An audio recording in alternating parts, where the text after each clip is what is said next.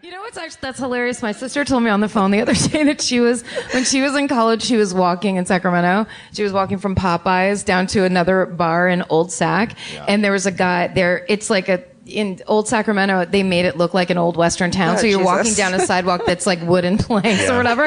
And so she was walking. She could hear a guy walking behind her because he had spurs on. It was the sheriff. And no, she could hear a guy walking behind her, so she turned around and goes, "Stop following me!" And he goes, "I'll stay right here." And then he let her walk.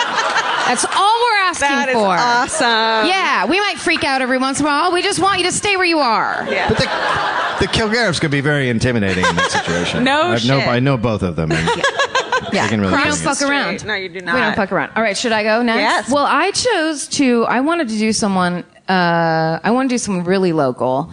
And so I Googled Beverly Center serial killer that was my dream. I decided to shoot for the stars. That's what I wanted. You can't. It's just a guy stalking the Armani store. Yes. He's just pulling a piano wire around guys that come out of the Armani store. It's too much cologne.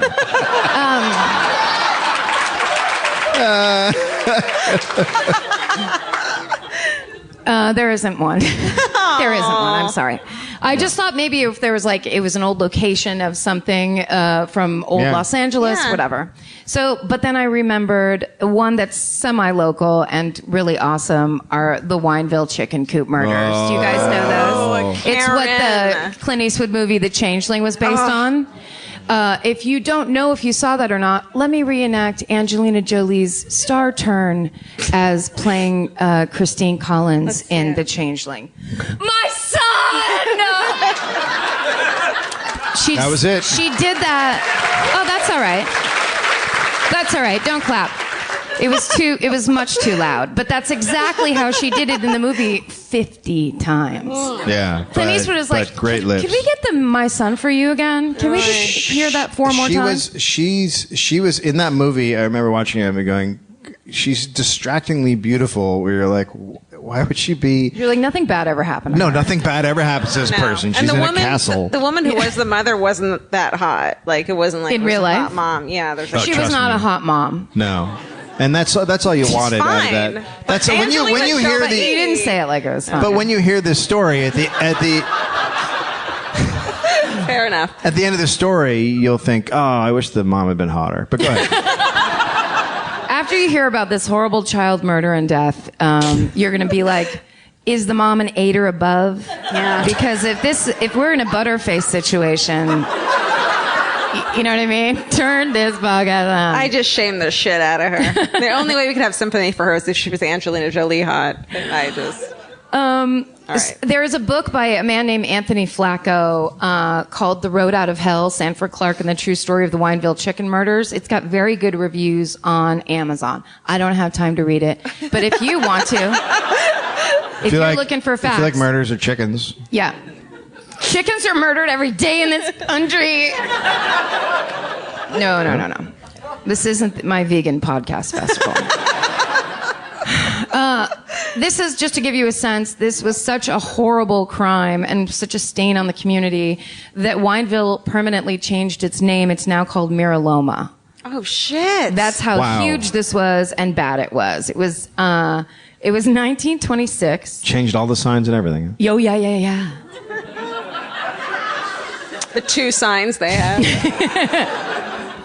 They use the same letters. They just kind of rearranged them into Miraloma. What can we turn this into? Can we have we need a town with a bunch of we can L's. flip the W upside down. Mira! Wait. No, is it? No. Yep. It's just upside down Wineville. I can see it right here. This is great. All right. Gordon Northcutt was 17 years old when he moved to Los Angeles from Canada with his parents. And when he was 19, he asked his dad to buy him a chicken ranch in Wineville. As you do when you're 19. Because you're like, how am I punk rock? Chickens. That's how I'm going to do it. I'll feed them and water them. Yeah. Take care of the land. So 2 years later, he went back up to Canada and convinced his sister, who still lived there, to let him take her son, his 13-year-old nephew, Sanford Clark, back down to California to help him work on the chicken ranch and raise the chickens. What? Yeah. Like, hey, I need some labor. What's your kid doing? Yes. It was the Okay. 20s, and so it was kind of common for young boys to have jobs and work and help the Yeah. family In out. any other situation, when your uncle isn't a fucking creep-ass murderer, it would be, like, good for the kid. Right. But, like, But there, every once there's in a always while. that every once sh- in a yeah. blue, Yeah. It's always that one time. motherfucker. As I wrote here, the problem was Gordon Northcote was the bad kind of uncle. Oh, no. Oh, get used to it. This is fucking dark as shit. That was an uncle cheers. joke. Brace yourself. Yeah, this makes my story look like a carnival in Santa Cruz. How dare you? How dare you? The rivalry continues. As a teen in Canada, he was accused of molesting a very young boy, but his mother claimed that he was innocent and would never be able to do anything like that, so the police did not charge him. Oh, God, what? mommy was like, nope. I mean, which, you know, I used to be very bitter that my mother didn't participate in my life enough. Like, she didn't come to my plays and stuff, and she was never at, like, a softball game. And then I read this story of Gordon and his mother, and I'm like, I think it's for the best. Yeah.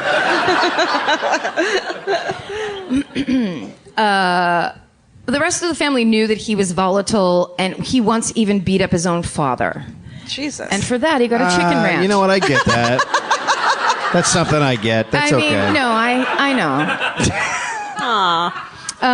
His father actually ended up spending the back half of his life in an insane asylum. So the family had a lot of mental illness and a lot of criminals. Gordon had two uncles that were also in San Quentin. So not the greatest group from Canada. Usually you people are so lovely and polite with your delicious chocolate, but this guy was a fucking lunatic.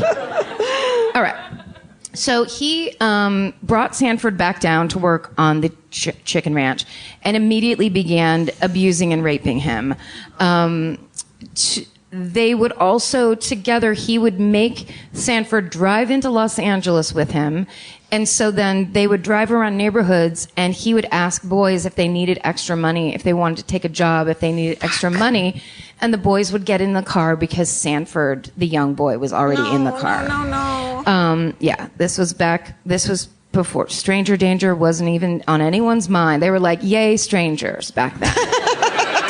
Go meet yourself a stranger, young America, was the posters on every bus stop. All right. So he did that so much that he realized he would go into either Riverside County or LA and pick up boys, molest them, attack them, and then bring them back to their neighborhood. Whoa. And And just drop them off? Catch and Yeah. release, right? Yes. So, but he slowly started. Yeah. I mean, but he slowly started to realize that was incredibly dangerous, and that's when, which is how it always goes with serial killers. Dude, always. That's when it escalated. But get rid of the evidence, which Yeah. is the... Don't leave a fucking Yeah. witness. Yeah. So he also did a thing where he put a help wanted ad in the paper asking young boys to come and work on his chicken ranch. And no one was like, that's a fucking issue. Yeah. Everyone's like, no, I think young boys love chickens. I think it would be, it's probably best. Hey, Dad, there's a man with a bunch of chickens. Can I go? Go on, son. Yippee! Yeah, I wrote here like a sort of murder Postmates. That's awful. Boo, boo, Karen. Well, it's just Craigslist. Karen's turning on the audience all of a sudden. Oh, it's how I feel my most comfortable. So he did this for 2 years. Jesus. And God. boys were disappearing without a trace. Jesus. So, Do we know how many boys? Well, yes, eventually. But they don't know like the exact number because he was so fucking crazy that when he finally went to court, he kept admitting to all the murders, then saying he didn't do it, then saying he did 4, then saying he did 50. And the problem was he was so incredibly thorough. What he did was he would kill them, take their bodies out to the desert and burn them. and then take the bones from wherever he burned them and then dispose of them on the ranch. So they had to, when the cops were finally raided the ranch and were looking, they were they were having to piece together tiny shards of bone from all different people. This thing is a fucking crazy nightmare. There's tons of buttons out in the lobby if you need any. Yeah, I was going to say I was about to release some balloons. I'm not going to do that now. So they found a decapitated teenager's body in a burlap sack on the side of the road in La Puente. Why did he leave him there? Why did he leave a decapitated boy? They think that happened because he found him, attacked him, killed him in all one spot, and then decapitated him, thinking if they don't have the head, they won't ever find out who it is. Yeah. Okay. Yeah. Interesting. It's a little lazy, though, considering how thorough he is. Yeah, escalating. Well, this was his first one. Oh. So, Okay. he's just getting warmed up. Okay. So, don't you worry. So then in March, that's when Walter Collins was going to the movies. His mom had given him some money. She went to work. He was walking down to the movies and he pulled his old, do you need extra chickens? money thing? Yeah, chickens, get in the car. And he did. So he disappeared, without a trace. And because his mom was coming back from work really soon, it wasn't like some long thing that he was by himself. And that story, his disappearance and the manhunt that happened after that just blew up. It was huge and it was a nationwide story. Then in May, two brothers, Lewis and Nelson Winslow, aged 10 and 12, disappeared on their walk home from their model yacht club meeting in Pomona. It was a great meeting. Yeah. The different yachts that were discussed. When you think of yacht clubs, you think Pomona. Yeah. You know? For sure. You do. Yeah. For sure. The rich, the elite. So the Walter Collins story is the one that gets focused on in The Changeling, and it is the most fascinating because these things that happen in it are so fucking crazy, aside from the kidnapping and murder itself. So basically, the LAPD at this same time was under investigation for mass corruption. So they were had really bad press. They were really doing badly. And then Walter Collins' disappearance, it was 5 months and they still hadn't found him or any trace. They had no clues whatsoever. So this is when the mayor and the police chief were selling. You could buy to become a cop, and once you were a cop, then you could buy your way up. So there were no actual guys who were doing law enforcement. You just paid, and then you become a detective. Yeah, now they pay you $30,000 a year, and everyone's happy. What just happened? I'm sorry. Go ahead and take that. Bye. Go on. But yeah, there were actually, what's funny is that's how my mother's great-grandfather, I don't know how far away that is from me, but that's how he got into the Oakland Police Department. Ugh. Yeah, he was a super crooked cop. I come from a long line of crooked cops. They were already doing bad. So, but this is an example of the LAPD. They already, they've had a hard time with it. They've mishandled many things, as we all know. This one is unbelievable. So after 5 months, they don't have a body, they don't have clues, they have nothing. So they get a phone call that they have found a boy in DeKalb, Illinois, who is claiming to be Walter Collins. Okay, we're in. So they're like, this is amazing. So they do phone calls, and so the police department orchestrates this huge press conference at the train station when he's going to show up, and it's going to be and the happy reunion, and the cops are the ones that did it. So when the boy walks off, everyone's seen the movie, or if you have, the boy walks off the train and Christine Collins is standing there and she's like, that's not my son. Because it wasn't her son. But he was in Illinois. So the cop says, why don't you take him home and try him out for a couple weeks? Oh. She's like... What does that even mean? Yeah, it's So crazy. What it's basically saying is politics is more important than anything. Move out of the picture frame. And maybe women are so crazy. I know that they're like, but they must have been like, look, I know he's not your boy. We need this one. Yeah. We need a win. What's the diff, man? Just take one. Please, Yeah, this the one's LA great. Weekly's here. We're gonna get our picture in every paper. Meanwhile, where did that boy come from? Like, Well, it's all fucked up. I tell you. Well, here we go. Of course, 3 weeks later, when she's living in a house with a boy who's pretending to be her son, which can you imagine how creepy that is? He's pretending and he won't drop it, and she's sitting in the other room like, okay.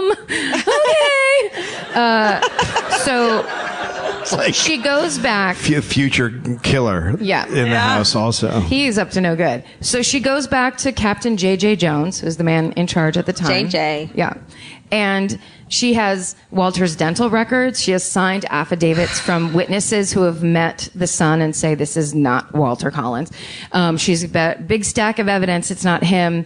And so the police chief did what any good civil servant would do in a situation like that. He threw her in a mental institution. Well, she was cuckoo. I mean, for justice. So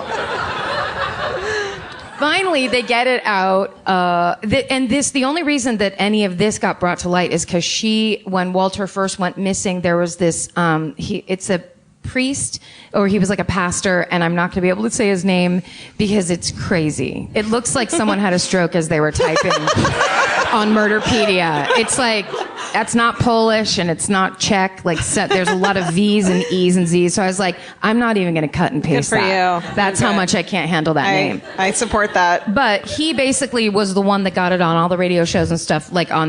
He made it because he had every Sunday he had a radio show, and so he talked about finding Walter Collins all the time. So then when she was put into the mental institution, he was like advocating for her and trying to get her out. So eventually they get out of the boy. That he had run away from home because he had a really mean stepmother, and he had been on the road for like 3 weeks by himself, a 9-year-old kid. And he was somewhere, there was like, basically he was in a restaurant in DeKalb, and like an old hobo that was in the restaurant with him was like, you look like that boy that's missing in California. And then the little boy hears California and goes, I'm going to say I'm him and go to California and meet Tom Mix, my favorite cowboy from the movies. And so he tells the guy, I am Walter Collins. And so he calls the cops, and Christine paid for his train ticket This to kid come is out. smarter than all of us. Yes, for sure. Well, the kid got what he wanted. Everyone else is fucked, right? Yeah. Yes. Did he meet the cowboy? He got to be in 4 Tom Mix films. After. No. Karen, we believed you. They really did believe me. I believed you. You did? Karen's always lying, as she says. Now I want to lie more. This fucking thing. All right, so anyway, simultaneously, Sanford Clark's sister Jessie had been getting letters from him, but not that often. He told her he would write her all the time, but he wasn't writing her all the time, and the things that he was writing in the letters did not sound like him at all. It was like very vague information. He wouldn't say like if he was okay. So she was getting worried up in Canada, so she decided, I'm going to go down and pay them a visit. And when she shows up, she's like, this is bad news. Something is terribly wrong. Because it smelled like dead boy everywhere. Yeah, there was kind of. Imagine how fucked up the place must have been if he's scattering boy bones. I mean, well, no, it's going to be like a Texas Chainsaw Massacre-esque situation inside the house. She was horrified by their house living conditions, and by the fact that clearly at this time probably 14-year-old boy was like made to work like hard labor every day and looked terrible, like was shaken and whatever. So one night when the bad uncle was asleep, she gets him to tell her what's going on. And the story that he tells her is so horrifying. She cannot believe it, but they realize they can't do anything while she's still there because he'll probably just kill both of them. So she acted like nothing happened. She didn't know anything. And then she went back to Canada, and they went to the American consulate. Did she take the boy with her? No. Well, Run. this was the two of their. It was Jesse and Sanford's plan that they couldn't act like anything happened because he would kill them. Run. But why? I can't justify her choices. Okay. Karen. I wish I could. I believe in them. Karen, God damn it, tell us. I know. So Why? I wish I could. So they contact the American consulate. The American consulate calls the LAPD. Something else comes up about immigration, so they end up sending 2 immigration officers out to the ranch. Great. And as they are heading out, it's a big, long driveway to get to the house. So Gordon sees the cars coming and tells Sanford, stall them, I'm running for the tree line, and if you don't stall them, I'll shoot you from the tree line. And then he takes off running. And he ends up escaping, meeting up with his mother and escaping to Canada. Then the cops get Sanford and they're holding him and he starts telling them everything. And the stories are horrifying. It's little boys held in chicken coops, him making Sanford either kill the little boys with him or do it himself so that he would also be complicit and not tell. So basically he had this little boy convinced that if he said anything, he was the one that was going to go to jail. It's super crazy. So we have an audience. This is so fucked up. I just realized well, that. this is, what are we going to do? This is what we do. No, I know. They know. They're just making noises.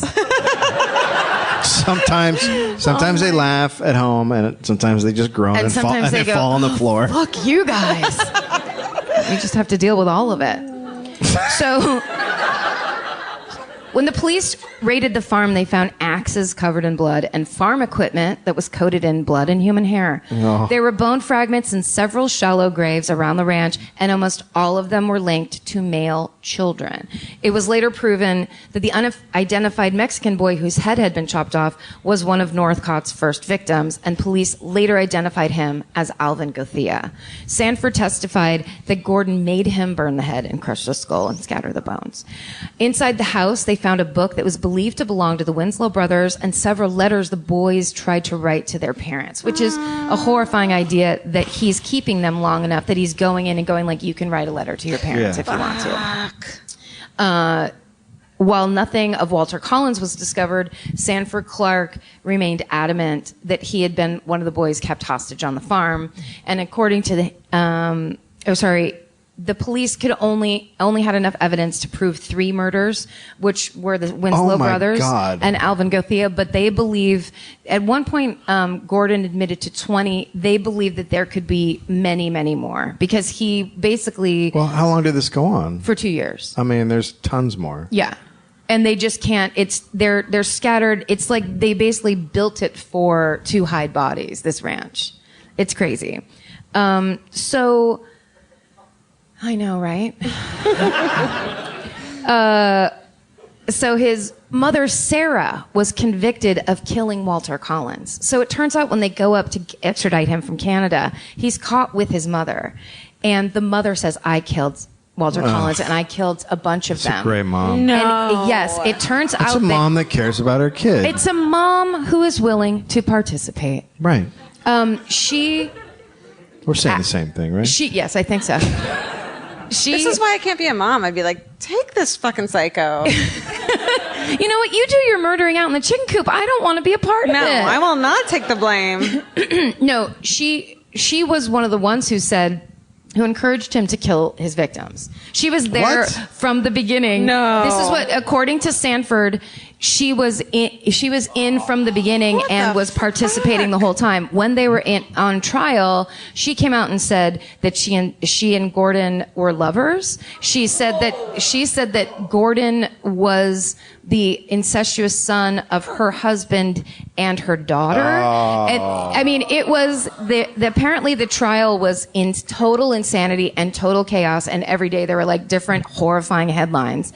And she ended up she was sentenced to life imprisonment, but she was paroled after 12 years. Let's get her back. What? Yeah. Fucking. It was what I thought was proper at the time. That was a joke where I'm the judge now. I feel like my story was like an explosion of glitter compared to yours. That's right. During his trial, Gordon demanded to represent himself, so his 2 lawyers quit, and then he cross-examined himself. Oh, my God. Because he's insane. And probably like grilling himself. Why did you kill the boys? I didn't kill the boys.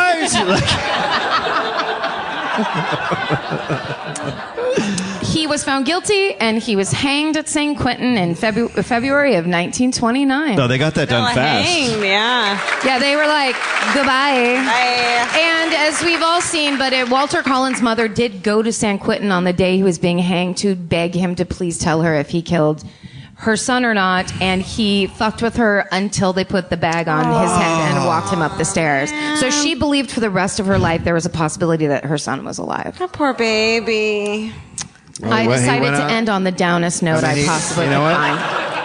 He went out strong. Right? Yep. Bad strong is you just got a as little good bit of as- credit. Yeah. He went out. He's like, you know what? I'm gonna stay true to myself. I'm a fucking total asshole. Yeah. I'm taking it all the way He's to the fucking chair. Kanye over here. I don't know what that means. You don't know what it means? I mean, it's Kanye. It's like, I know, but it was I know. clearly well applied. Well, because Kanye, I don't know. Millennials.